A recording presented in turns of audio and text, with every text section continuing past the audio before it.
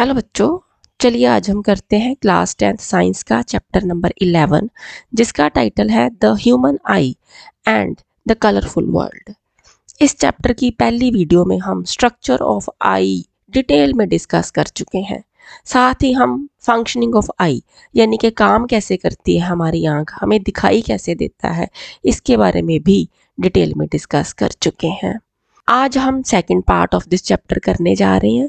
Second part of this chapter में हम defects of vision यानी कि आंखों के कौन कौन से डिफेक्ट्स होते हैं उनके बारे में डिस्कस करेंगे। कई बार होता है ना, हमें क्लियरली दिखाई नहीं देता जिसके कारण हमें आंखों के डॉक्टर के पास जाना पड़ता है। तो ये कौन कौन से डिफेक्ट्स हैं इनके बारे में हम इस वीडियो में डिस्कस करेंगे और साथ ही हम ये भी देखेंगे कि ये जो डिफेक्ट्स हैं इनको हम करेक्ट कैसे कर सकते हैं। तो चलिए फिर सेकंड पार्ट की वीडियो जो है वो शुरू करते हैं। सबसे पहले बात करते हैं कि डिफेक्ट्स ऑफ विजन होते क्या हैं। देखो, एक जो नॉर्मल आई है वो 25 सेंटीमीटर से इन्फिनिटी तक कोई भी डिस्टेंस हो किसी ऑब्जेक्ट का तो उसको क्लियरली देख सकती है। लेकिन अगर किसी इंसान को इस रेंज ऑफ विजन के बीच में ऑब्जेक्ट्स जो हैं वो क्लियरली दिखाई नहीं देते, साफ साफ दिखाई नहीं देते, तो इट मीन्स कि उसकी आंखों में कुछ डिफेक्ट आ गया है। अब ये जो डिफेक्ट्स हैं ये 4 तरह के हम आज स्टडी करेंगे। मायोपिया जिसको हम नियर साइटेडनेस कहते हैं, हाइपरमेट्रोपिया जिसको हम फार साइटेडनेस भी कहते हैं, प्रेसबायोपिया एंड अस्टिग्मेटिज्म। ये चारों के चारों जो आई डिफेक्ट्स हैं इनको हम different kinds of lenses use करके ठीक कर सकते हैं। आपने देखा होगा आपके आसपास बहुत सारे लोग हैं जो आजकल स्पेक्स लगाते हैं, ऐनके लगाते हैं। तो ऐनकों के अंदर अलग अलग तरह के लेंस लगे होते हैं depending upon the I defect and depending upon the intensity of defect, ठीक है ना। तो ये जो स्पेक्स के अंदर लेंस लगे होते हैं उनसे हम इन आई डिफेक्ट्स को करेक्ट करते हैं, अपनी मुश्किल हल कर लेते हैं। तो चलिए फिर एक एक करके इन आई डिफेक्ट्स को डिटेल में डिस्कस करें। सबसे पहले हम बात करते हैं मायोपिया यानी कि शॉर्ट साइटेडनेस की। इसमें क्या होता है कि जो इंसान है ना वो नज़दीक की चीज़ें क्लियरली देख सकता है लेकिन दूर की चीज़ें उसे दिखाई नहीं देती क्लियरली। ज़्यादातर जो स्कूल गोइंग बच्चे हैं या कॉलेज गोइंग बच्चे हैं ना उनमें ये प्रॉब्लम आ जाती है कि नज़दीक का तो ठीक नज़र आता है लेकिन दूर का नज़र नहीं आएगा। जैसे ब्लैक बोर्ड जो है ना क्लास का वो ठीक से नज़र नहीं आ रहा कि क्या लिखा हुआ है, तो बच्चे जो है वो पीछे नहीं बैठेंगे, आके फिर आगे बैठेंगे ताकि ब्लैक बोर्ड नज़र आए, ठीक है ना। तो ये क्या डिफेक्ट है, ये शॉर्ट साइटेडनेस है, इसको हम मायोपिया कहते हैं। इसके कारण क्या होते हैं, देखो इसके 2 बेसिक कारण है, या तो आई बॉल के अंदर डिफेक्ट हो जाए या फिर लेंस के अंदर डिफेक्ट हो जाए, ठीक है।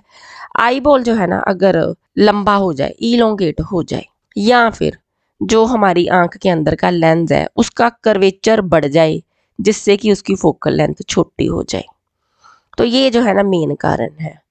अब हम डायग्राम की हेल्प से देखते हैं। देखो, नॉर्मल आईज जो है ना वो तो इन्फिनिटी तक क्लियरली देख सकती हैं, लेकिन मायोपिक आई में यानी कि उस पेशेंट की आईज जिसके अंदर की मायोपिया की प्रॉब्लम हो गई है उसमें क्या होता है कि जो फार पॉइंट होता है ना वो इन्फिनिटी से शिफ्ट होके आंख के पास आ जाता है, यानी कि यहाँ तक ही कुछ मीटर्स तक ही इंसान को ना दूर की चीज़ साफ दिखाई देगी, ठीक है। कुछ मीटर्स के बाद की यानी कि ज़्यादा दूरी की जो चीज़ें हैं ना वो क्लियरली दिखाई नहीं देंगी। तो फार पॉइंट पास आ गया इंस्टेड ऑफ इन्फिनिटी, ठीक है ना। अगर कोई ऑब्जेक्ट जो है वो ज़्यादा दूरी पे है बियॉन्ड दिस फार पॉइंट, ठीक है ना, तो क्या होगा, देखो जब ये लाइट रेज आ करके आंख के अंदर रिफ्रैक्ट होती हैं, इनकी फोकसिंग होती है, तो ये रेटिना के ऊपर फोकस होने की बजाय पहले ही फोकस हो जाती हैं, यानी कि फोकस जो है वो रेटिना के ऊपर नहीं बनता, पहले बन जाता है। उससे क्या है कि जो चीज़ है वो साफ दिखाई नहीं देती, ठीक है। अब कारण क्या है, या तो ये हो सकता है कि जो लेंस है ना उसकी फोकल लेंथ ही कम हो गई है, इसीलिए वो रेटिना से पहले ही लाइट रेज को फोकस कर देता है। या फिर क्या है कि आई बॉल जो है वो बड़ा हो गया, लंबा हो गया। देखो जैसे सपोज कर लो कि पहले अगर रेटिना के ऊपर यहाँ पर इमेज बनती थी, अगर ये आई बॉल लंबा हो गया, ठीक है, अब क्या होगा, रेटिना पीछे चला जाएगा। रेटिना पीछे चला गया, लेकिन क्योंकि लेंस जो है उसने तो अपनी फोकल लेंथ के अकॉर्डिंगली ही इमेज बनानी है ना, फोकस करना लाइट रेज को, तो क्या होगा कि फोकस जो है वो उसी पॉइंट पर आएगा। लेकिन क्योंकि आई बॉल इलोंगेट कर चुका है, रेटिना पीछे शिफ्ट हो गया, इसलिए क्या होगा कि रेटिना से पहले ही लाइट रेज फोकस हो जाएंगी। इसलिए क्या है, क्योंकि प्रॉपरली रेटिना के ऊपर इमेज नहीं बनती, इसलिए क्लियर दिखाई नहीं देता।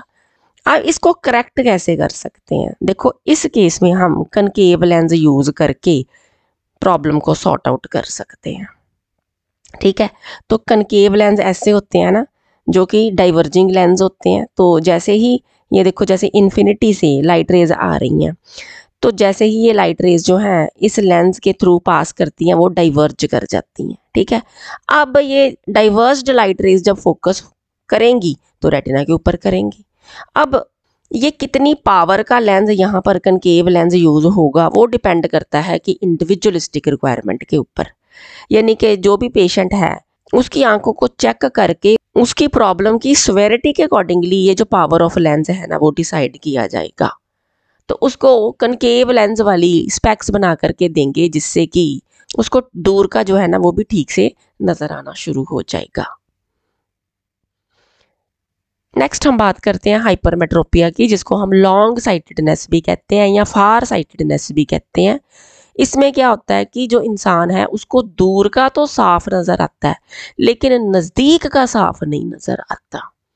देखो, नॉर्मली क्या होता है, एक नॉर्मल आई के लिए जो हमारा नियर पॉइंट ऑफ आई है वो होता है 25 सेंटीमीटर, यानी कि 25 सेंटीमीटर अवे अगर कोई चीज़ हम आंख से होती है तो हमें क्लियर नज़र आती है।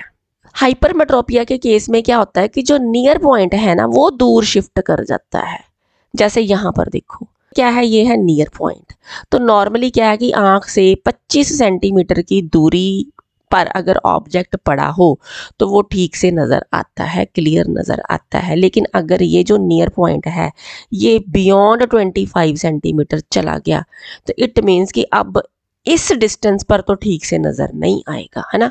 तो नज़दीक की चीज़ जो है ना उसको देखने में प्रॉब्लम आनी शुरू हो जाएगी, जबकि जो दूर की चीज़ें हैं उनमें कोई प्रॉब्लम नहीं आएगी। अब इस प्रॉब्लम के कॉजेज क्या हैं? मायोपिया से देखो ये प्रॉब्लम उल्ट है। मायोपिया में क्या होता है कि आई बॉल लंबा हो जाता है, इसमें क्या होता है कि आई बॉल छोटा हो जाता है। ठीक है, या फोकल लेंथ ज़्यादा हो जाती है। तो दोनों केसों में देखो क्या हो रहा है कि अगर कोई चीज़ जो है ना वो यहाँ पर पड़ी हुई है नियर पॉइंट पर, यानी कि 25 सेंटीमीटर दूर पड़ी है आंख से, तो हाइपरमेट्रोपिक आई में क्या है कि उसका जो फोकस है ना वो रेटिना के पीछे बनता है। देखो, ठीक है ना। अगर रेटिना के पीछे फोकस होगा तो यहाँ पर रेटिना के ऊपर इमेज क्या बनेगी? ब्लर्ड इमेज बनेगी। ब्लर्ड बनेगी तो क्लियर नहीं दिखाई देगा। अब ये जो है फोकस ये रेटिना के पीछे चला गया। दो ही कारण है। क्या कारण है? या तो आई बॉल छोटा हो गया, उससे क्या है कि रेटिना आगे शिफ्ट हो गया। दूसरा क्या कारण हो सकता है कि जो लेंस है इसकी फोकल लेंथ बढ़ गई है, इसलिए इसने लाइट रेज को दूर जाके फोकस करना शुरू कर दिया। ठीक है ना। सो चाहे आई बॉल छोटा हो जाए, चाहे फोकल लेंथ बढ़ जाए, रेटिना के बियॉन्ड लाइट रेज फोकस होती हैं, इसलिए ब्लर्ड इमेज बनती है, साफ दिखाई नहीं देता। अब इस डिफेक्ट को हम कैसे करेक्ट कर सकते हैं? इसको हम कन्वेक्स लेंस यूज करके करेक्ट कर सकते हैं। तो ये है कन्वेक्स लेंस, ठीक है। और हमें पता ही है कि जो कन्वेक्स लेंस होते हैं वो कन्वर्जिंग होते हैं, इसलिए अगर नज़दीक भी कोई ऑब्जेक्ट आएगा तो ये उससे आने वाली लाइट रेज को कन्वर्ज करेंगे और रेटिना के ऊपर फोकस कर देंगे, जिससे कि चीज़ जो है नज़दीक की वो भी क्लियर दिखनी शुरू हो जाएगी। तो ऐसी स्पेक्स बनेंगी जिसमें कि कन्वेक्स लेंस लगाए जाएंगे to correct this problem. Next हम बात करते हैं एक ऐसे आई डिफेक्ट की जो कि एल्डरली पर्सन्स या एजड पर्सन्स या जो बुजुर्ग हैं उनके अंदर नॉर्मली देखने को मिलता है। इसको हम कहते हैं प्रेसबायोपिया। सो प्रेसबायोपिया क्या है? ये एक ऐसा डिफेक्ट है जो कि हाइपरमेट्रोपिया से मिलता जुलता है, यानी कि इसमें भी जो पर्सन है वो दूर की चीज़ें तो क्लियरली देख सकता है, लेकिन नज़दीक वाली चीज़ें क्लियरली नहीं देख सकता। और ये डिफेक्ट एजड और एल्डरली पर्सन्स में होता है। लेकिन presbyopia is different from hypermetropia क्योंकि इसके कॉजेज डिफरेंट होते हैं फ्रॉम हाइपरमेट्रोपिया। क्योंकि ये एल्डरली पर्सन्स में डिफेक्ट आता है, तो कारण क्या होते हैं कि एल्डरली पर्सन्स के या बुजुर्गों की आंखों के अंदर की जो सिलरी मसल्स होती हैं वो एज के साथ अपनी फ्लेक्सिबिलिटी लूज करती हैं और स्टिफ हो जाती हैं, जिनसे कि वो कॉन्ट्रैक्ट और रिलैक्स नहीं कर पाती प्रॉपरली। इसी तरह से जो आई का लेंस है वो भी एज के साथ अपनी फ्लेक्सिबिलिटी लूज करता है, जिससे कि लाइट रेज को वो प्रॉपरली फोकस नहीं कर पाता। सिलरी मसल्स के स्टिफ होने से और आई लेंस की भी फ्लेक्सिबिलिटी कम होने से जो आंखों की अकोमोडेटिंग पावर होती है, जिससे कि दूर की और नज़दीक की चीज़ों को हम क्लियरली देख पाते हैं, वो अकोमोडेटिंग पावर जो है ना लेंस की वो कम हो जाती है, जिससे कि हमें फिर साफ दिखाई नहीं देता। कुछ लोगों में डिस्टेंट विजन और नियर बाय विजन दोनों की प्रॉब्लम्स साइमल्टेनियसली आ जाती हैं, यानी कि ना नज़दीक का साफ दिखाई देता है ना ही दूर का साफ दिखाई देता है। तो उस केस में हम बाईफोकल लेंस लगाते हैं, यानी कि ऐसे लेंसेज जिनके अंदर कनकेव और कन्वेक्स लेंस दोनों ही होते हैं। तो उसमें क्या है कि जो अपर पोर्शन होता है ना स्पेक्स का या लेंस का, उसमें कनकेव लेंस लगा होता है, जिससे कि दूर का जो विजन है वो क्लियर हो जाए, और जो लोअर पार्ट होता है उसमें कन्वेक्स लेंस लगा होता है ताकि नज़दीक का जो है ना वो विजन क्लियर हो जाए। तो डिफरेंट काइंड्स ऑफ लेंसेज से हम इन डिफेक्ट्स को करेक्ट करते हैं, अपनी प्रॉब्लम को सॉर्ट आउट कर लेते हैं। अब यहाँ पर हम एक और प्रॉब्लम के बारे में या आई डिफेक्ट के बारे में भी डिस्कस कर ही लेते हैं, जिसके बारे में शायद आपने सुना हो। कई बार बच्चों को स्पेक्स लगती हैं तो कहते हैं जी सिलेंड्रिकल नंबर की स्पेक्स है। अब ये सिलेंड्रिकल नंबर का क्या मतलब है? देखो, ये जो आई डिफेक्ट होता है ना जिसकी हम अभी बात कर रहे हैं उसको कहते हैं अस्टिग्मेटिज्म। तो जैसे कि नॉर्मल जो आई है उसको कुछ इस तरह का व्यू नज़र आता है, लेकिन जिनकी आंखों के अंदर अस्टिग्मेटिज्म की प्रॉब्लम है उनको हॉरिजॉन्टल और वर्टिकल व्यूज़ जो है ना वो सेम क्लैरिटी के साथ दिखाई नहीं देते, यानी कि ब्लर्ड सा जो है ना विजन रहता है उनका। सो ये एक काफ़ी कॉमन और ट्रीटेबल इम्परफेक्शन है कर्वेचर ऑफ द आई की, which causes blurred distance and near vision. Causes क्या होते हैं अस्टिग्मेटिज्म के? इसका जो मेन कॉज है ना वो है कि जो कॉर्निया है ना वो इर्रेगुलर होता है। अब कॉर्निया क्या है वो हम इस चैप्टर की जो फर्स्ट वीडियो है ना उसमें डिटेल में डिस्कस कर चुके हैं। अगर आपको कोई डाउट आ रहा है तो आप दोबारा से जो पार्ट 1 की वीडियो है ना उसको देख लेना ताकि डाउट क्लियर हो जाएगा। सो कॉर्निया जो है ना वो इर्रेगुलर हो जाए और लेंस जो है उसका जो कर्वेचर है ना वो कॉर्निया के कर्वेचर के साथ अगर मिसमैच हो जाए तो उसके कारण ये अस्टिग्मेटिज्म की प्रॉब्लम जो है ना वो आ जाती है। हम डायग्राम भी देख लेते हैं इसकी। देखो, नॉर्मल आईज में क्या होता है कि जो फोकस है वो रेटिना के ऊपर होता है लाइट रेज का, लेकिन अस्टिग्मेटिज्म के केस में क्या है कि कई फोकस बन जाते हैं, मल्टीपल फोकस। उससे क्या है कि जो विजन है वो ब्लर्ड हो जाता है। इसको कैसे करेक्ट करते हैं? इसको हम सिलेंड्रिकल लेंसेज के साथ करेक्ट करते हैं, यानी कि सिलेंड्रिकल नंबर वाली ऐनकें लगती हैं फिर, जिसके अंदर की different horizontal and vertical directions के कर्वेचर्स होते हैं, ताकि जो कॉर्निया के अंदर इरेगुलरिटीज आ गई है ना उनको कंपनसेट किया जा सके। सो ये भी आजकल एक कॉमन आई डिफेक्ट हो गया है अस्टिग्मेटिज्म। तो यहाँ तक जितने हमने पढ़े हैं आई डिफेक्ट्स, ये सारे जो हैं वो डिफरेंट लेंसेज वाली स्पेक्स के साथ या एनको के साथ हम करेक्ट कर सकते हैं, अपनी प्रॉब्लम जो है उसको हल कर सकते हैं। अब हम कैटरैक्ट की भी बात कर लेते हैं। आपने मोतियाबिंद के बारे में सुना होगा।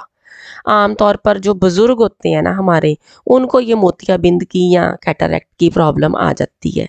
इसमें क्या होता है कि जो लेंस होता है ना हमारी आंखों का, ये मिल्की या क्लाउडी सा हो जाता है। देखो, हल्का सा मिल्की मिल्की सा नहीं लग रहा? उससे क्या है, पार्शियल या कंप्लीट लॉस ऑफ विजन भी हो सकता है। यानी कि अगर तो अभी कैटरैक्ट स्टार्ट ही हुआ है तो थोड़ा थोड़ा जो है ना क्लैरिटी में फ़र्क आना शुरू हो जाएगा, यानी कि पार्शियल विजन का लॉस होगा।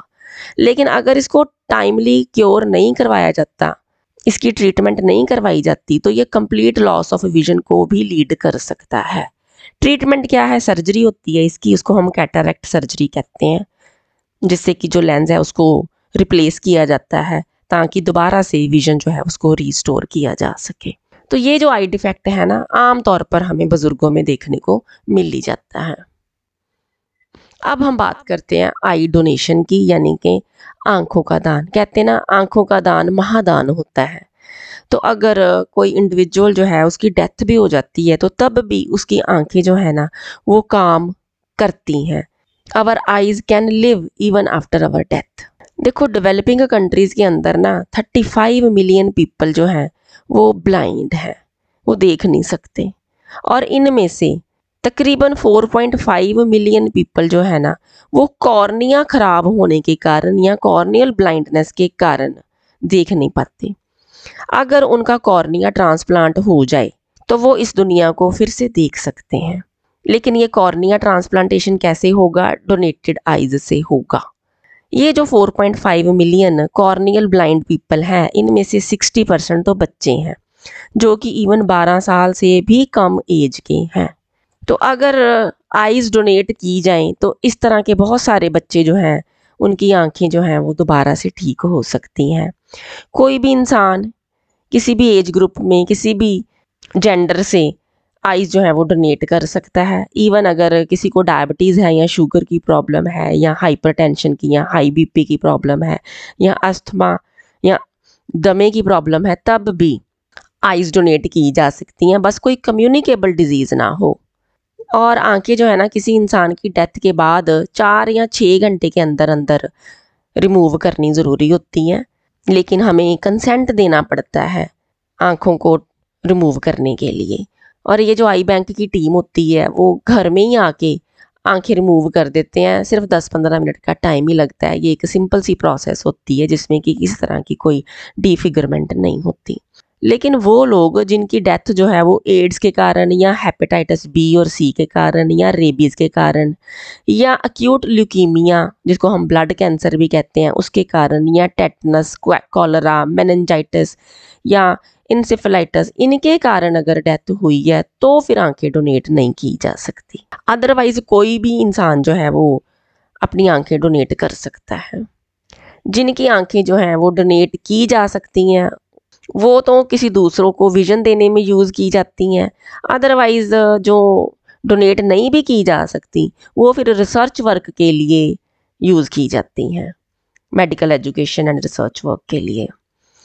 एक पेयर ऑफ आईज जो है ना उनसे 4 कॉर्नियल ब्लाइंड पीपल को दोबारा से विजन दिया जा सकता है। तो ये एक बहुत बड़ा गिफ्ट है। किसी एक पर्सन की 2 आंखें 4 लोगों को दोबारा से दुनिया देखने में हेल्प कर सकती हैं, उनको विजन लौटा सकती हैं। तो इस बारे में भी हमें सोचना ज़रूर चाहिए। इस वीडियो के लिए इतना ही। अब मिलेंगे अगली वीडियो में अगले टॉपिक के साथ। अगर आपको ये वीडियो यूज़फुल लगी हो तो अपने फ्रेंड्स के साथ ज़रूर शेयर करना। मिलते हैं अगली वीडियो में। Thank you so much for watching.